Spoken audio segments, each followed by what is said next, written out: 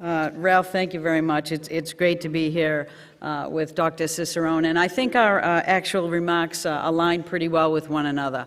I also want you to know that Bob Perciasepi is here, who is the Deputy Administrator at EPA, and a lot of the senior team are here today because we all recognize that it's such an honor to be here to speak to all of you. By advancing science, this institution has advanced our nation. And I want to begin and end by thanking you for all of that work.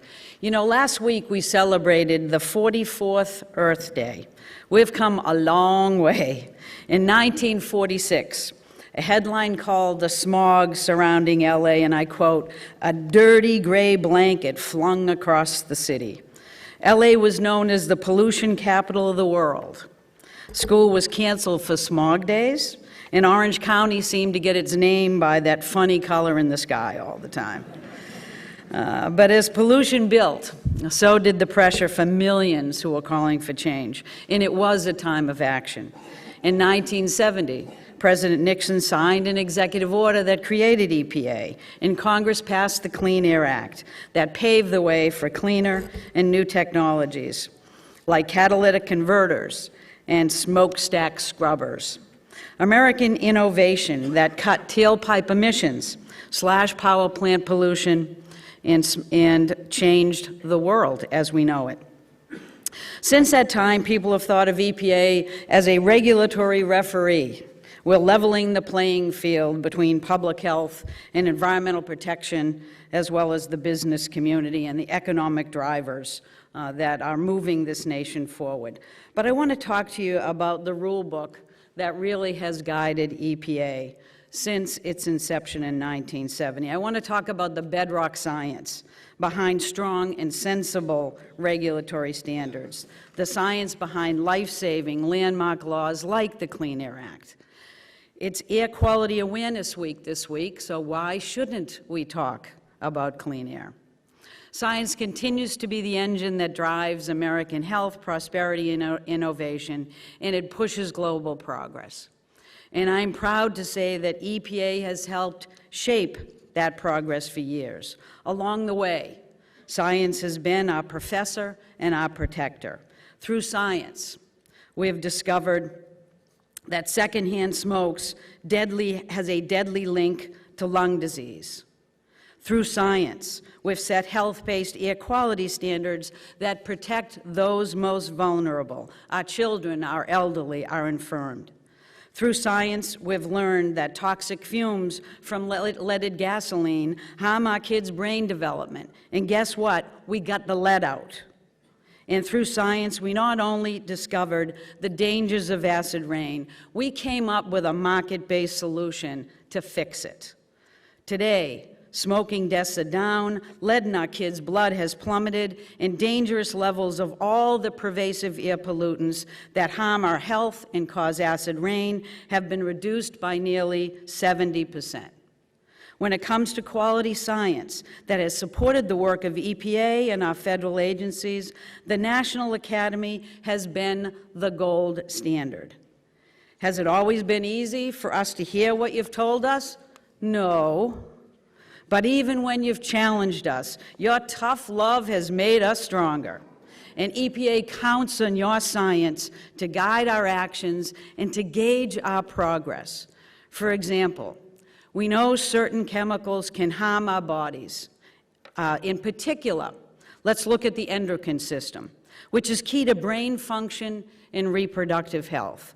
Thanks to the Academy's toxicity testing report, EPA scientists are turning the corner on chemical risk and safety and positioning America to lead the world. EPA scientists, working with folks across the public health as well as the private sector, are developing and using cutting-edge computational toxicology to slash testing timelines by as much as 2/3, breathing life into old statutes, saving money and potentially saving lives. Science untangles the complexity of toxicology so we can make progress even in the face of uncertainty. And when EPA puts chemical toxicity and safety data online, manufacturers, retailers, and consumers pay attention, and change happens. Science commands the basic need to test and treat drinking water. It tells us how best to clean contaminated soil and how to keep our homes safe from things like radon as well as mold.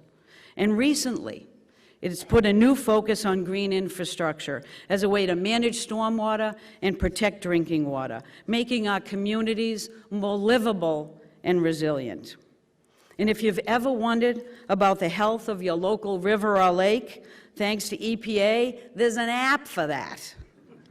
Our award-winning How's My Waterway app put that information at everybody's fingertips. The work we do together to preserve the integrity of science is as critical as it has ever been. That's why President Obama nominated Dr. Tom Burke. If you don't know him, you will. He's great. He's going to be running the Office of Research and Development if and when he is confirmed. We're hoping soon. And that's why EPA is one of the few agencies to have a dedicated full-time science integrity officer. In everything we do, EPA relies on transparency, on rigorous peer review, and on robust, meaningful public comment. And the expert advice we get from our independent science advisory board is a perfect example of the way we operate. With with science as our North Star, EPA has steered America away from health risks and towards healthier communities and a higher overall quality of life. That's why today it's worrisome that our science seems to be under constant assault by a small but vocal group of critics. Those critics conjure up claims of EPA secret science. But it's not really about EPA science or secrets. It's about challenging the credibility of world-renowned scientists and institutions like Harvard University and the American Cancer Society. It's about claiming that research is secret if researchers protect confidential personal health data from those who are not qualified to analyze it and who won't agree to protect it. If EPA is being accused of secret science because we rely on real scientists to conduct research, and independent scientists to peer review it, and scientists who have spent a lifetime studying that science to reproduce it, then so be it. I can live with it.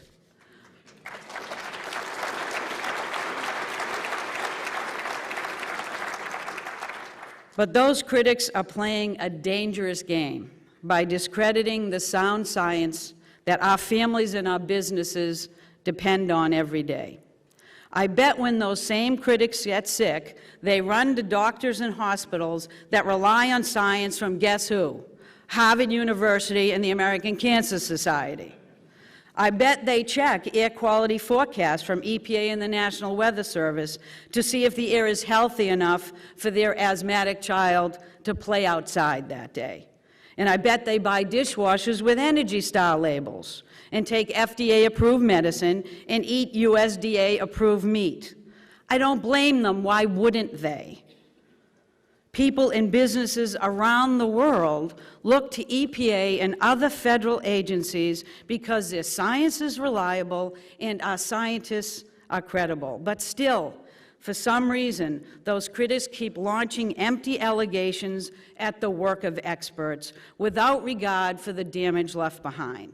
Let me share you one example.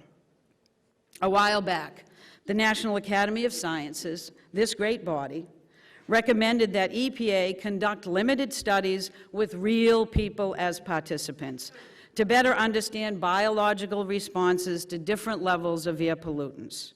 These studies were limited in duration and only involves levels of pollution that are now found in urban areas across the country. But they did help connect the dots in risk and exposure studies that inform the development of our ambient air quality standards. And as you know, studies with real people, they're not new. They happen in universities and industries nationwide. That's why there are protocols to follow and ensure the safety of participants, and EPA always goes above and beyond those protocols with independent science and independent scientists evaluating the studies before, during, and after. Safeguarding health is our #1 priority at EPA. But in spite of all the safeguards to ensure that no one was put in harm's way, the scientists conducting these studies have been publicly vilified. Their lives have been threatened, their property has been damaged, and they've faced the risk that their facility would be shut down. Now, how does this make sense? When they were just doing their jobs as scientists in the safest, most professional, most transparent way possible. They were finding facts and laying them out for all to see. These scientists have devoted their lives to making our lives better. My guess is that those critics that distrust the most trustworthy institutions and vilify the work of reputable scientists are not trying to provide scientific clarity. My guess is they're looking to cloud the science with uncertainty, to keep EPA from doing the very job that Congress gave us to do. As scientists and as public health professionals, we have an obligation to speak up when sound science is unfairly criticized, just as we have an obligation to question science that is truly secret. To those calling EPA untrustworthy and unpopular, I have a news flash. People like us. They want safe drinking water, they want healthy air, and they expect us to follow the science just as the law demands. And to those failing to see the need to fund scientific research, tell that to Google. Built by a couple of students, empowered by a National Science Foundation grant. And if you don't believe me, Google it. People are entitled to their own opinions. They're just not entitled to their own facts. You can't just claim the science isn't real when it doesn't align with your political agenda or your financial interests. Science is real and it's verifiable. With the help of our families, with the health of our families and our futures at stake, the American people expect us to act on the facts, not spend precious time and taxpayer money refuting manufactured uncertainties. And what about the worn-out argument that science-driven policies come with unbearable economic costs? Well, that just doesn't jive with the facts, folks. The truth is, science has supported regulations, policies, and programs that have been good for our health, our planet, and our pocketbooks, for consumers and companies. If you own a TV or a refrigerator, you've probably heard of our Energy Star program. 8 in 10 Americans recognize our efficiency labels. Energy Star has saved families and businesses billions of dollars on utility bills and billions of tons of greenhouse gases. And without our analysis to guarantee savings, Energy Star is just a fancy blue sticker. But when you infuse it with the power of science, that little label can help save the planet. Our science delivers certainty to businesses and keeps our competitive edge sharp on the global stage. From smokestack scrubbers to catalytic converters, America inspires and innovates the world's leading pollution control technologies, accounting for more than 1.5 million jobs and $44 billion in exports in 2008 alone. That's more than other big U.S. sectors like plastics and rubber products. Let's keep putting our faith in American ingenuity and innovation and the scientific research that makes all of that possible. The great thing is, our environmental laws actually recognize the need to cultivate that innovation. And so the bottom line is that we have never, nor will we ever, sacrifice a healthy economy for a healthy environment. And we don't have to sacrifice a healthy environment for a healthy economy. We have decades of progress to prove it. In total, while the Clean Air Act cut pollution by nearly 70%, the economy at that same time more than doubled. In the 60s, critics said catalytic converters would put the brakes on the auto production industry. But guess what? It didn't. Cars got cleaner, and every one of us got healthier. In the 90s, critics said amendments to the Clean Air Act would dismantle manufacturing. But guess what? They didn't. Instead, by 2020, the benefits of those amendments outweigh costs 30-1. Today, science has driven us towards historic fuel economy standards that are doubling how far our cars go in a gallon of gasoline. That is slashing carbon pollution and saving families money at the pump, all while fueling a resurgent American auto industry. When you follow the science, folks, we know it, we all win. This country moves forward. And today, the need to follow the science and the risks of ignoring it are crystal clear. Just look at the threat of climate change. From more frequent and intense heat waves, droughts, floods, and storms, to more smog and more asthma, climate change has put our health and our economic risks on steroids. Using the best science we have to offer, our next U.S. National Climate Assessment is just about to be finalized. From coastal cities to Great Plains, we will have to use that science to prepare and to plan. Just like we use science on mercury, acid rain, ozone pollution, particulate matter, and more. We need to reduce the risks that threaten our health and safety. We need to listen to climate science. We cannot let those same critics of science continue to manufacture uncertainties that stop us from taking urgently needed climate action. If 95 out of 100 doctors told you you were really sick, would you worry about the 3 that told you you were just fine? Or would you go get some help? Climate evidence is clear. Arctic sea ice is receding to new lows. Seas are rising to new highs, and the cost of inaction is escalating. 2012 was a historically expensive year for disasters, with a price tag of over $110 billion. Climate extremes impact insurance premiums, property taxes, fuel prices, food prices, medical bills, and more. The Academy was right to point out that collective climate risks amount to an overdose of across-the-board risk to our health, our economy, our environment, and our security. This is what the science tells us. Climate change is not the product of conspiracies or political agendas. And if there's one thing we know with 100% certainty, it's that denial and inaction are the biggest dangers of all. That's why the President's Climate Action Plan to cut carbon pollution and to prepare for climate impacts is so critical. And EPA will deliver on our pieces of that plan without fail.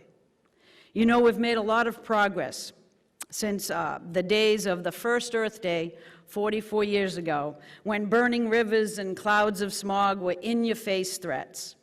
But in many ways, the challenges we face today, they're more complex and they're more threatening than ever before. And to fight these challenges, we can't rely on the technologies and the programs of the past. If we want America to lead the 21st century, we have to look to science to carve new pathways forward. Decades ago, the National Academy helped EPA build the template we now use to look at health risks. And today, you're helping us weave sustainability into that template because we can no longer afford to fight environmental threats media by media or solely rely on the tools and programs that brought us this far. And thankfully, in the digital age, information is still power, just like it was in the 60s. Today, we can gather and disseminate information like never before. EPA and state regulators are no longer the only boots on the ground to fight pollution.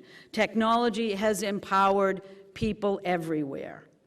That's what EPA's Next Gen program is all about. We have continuous emission monitors on our smokestacks and handheld devices that can provide real-time data cheaply and reliably. These technologies are changing the way we do business. For example, in my hometown in Boston's Charles River, we plan to use state-of-the-art solar technology to post real-time water quality data online. And recently, EPA engineers and scientists have found a way to develop and analyze data from inexpensive fence line air monitoring technology, giving us the potential to provide more up-to-date data online. These data help us and our industries ensure compliance. And more importantly, they help families living in the shadows of large industries sleep more soundly at night. That's what I call environmental justice. Does that mean we don't need boots on the ground at EPA? No way. But does it mean that electronic data and new technologies expand our ability to hold polluters accountable and to engage more diverse communities in our collective effort to protect public health and the environment? That's just what it does mean. We're teaming up, in fact, with NASA. Our ability to collect and deliver data has literally reached the space age. NASA is using a hyperspectral imager, don't ask me what that is, mounted on the International Space Station, which I know, to examine coastal water quality like we've never done before. One day, we hope to be able to forecast water quality on a daily basis. Today, the risks we face are different, folks. The solutions we craft also have to be different. But just like it was decades ago, that same call to action that we heard 44 years ago needs to continue to be heard today. Our commitment to science has to remain strong. You know, in the years leading up to the first Earth Day, California Governor Jerry Brown said, and I quote, "We have hit the moon with a rocket and can take close-up photos of Mars. Certainly, we can produce a device that will mean cleaner air for California." Well, folks, that's exactly what we did. Science is how we turned cutting edge into commonplace. It's how we swept away much of LA's haze. Progress built on science has defined EPA's success and delivered a safer and healthier environment to the American people. But there's much more work left to be done. As we take action to reduce carbon pollution and make our communities more resilient in the face of a changing climate, let's keep speaking up for the leading role of science in America's continuing story of progress. I know I speak for everyone at EPA, for people all across America, when I say thank you for all you have done for me and for all you have done for my family. Your work is the cornerstone of a better future, and we're counting on you to continue to develop science more than ever before. Thanks again for having me.